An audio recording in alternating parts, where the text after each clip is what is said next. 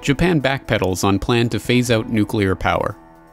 This is Behind the Headlines on GRTV. Last week, Japan surprised the world by announcing that it plans to abandon atomic energy completely by the 2030s. But now in an abrupt turnaround, the Japanese cabinet appears to be backpedaling on that decision, dropping any mention of the 2030s deadline in its approval of Japan's new energy policy. The turnaround comes after a meeting Tuesday of the National Strategic Council, a government advisory panel that includes private sector members who are opposed to Japan's new zero-nuclear goal.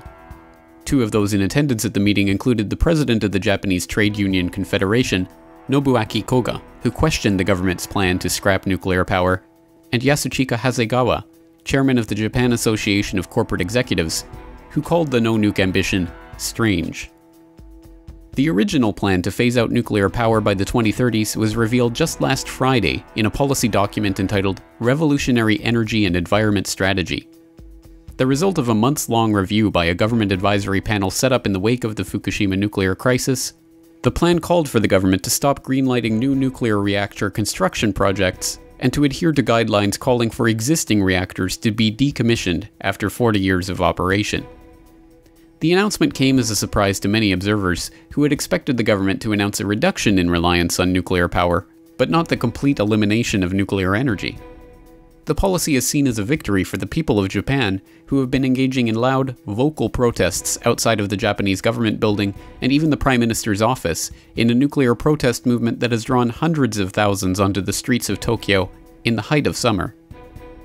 Right away, however, there was confusion over the policy, which leaves all existing reactor projects on the table and means that if those projects are to go ahead and to remain in operation for 40 years, that there could still be operating reactors in the country into the 2070s.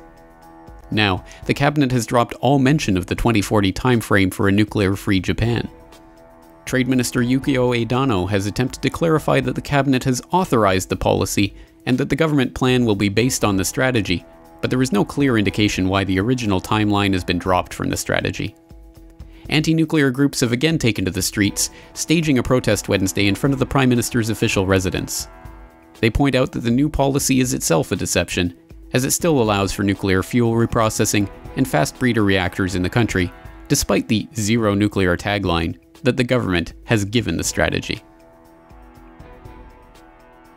For more on this story and other breaking news and current events, please go to globalresearch.ca. For more research and analysis by James Corbett, please go to corbettreport.com.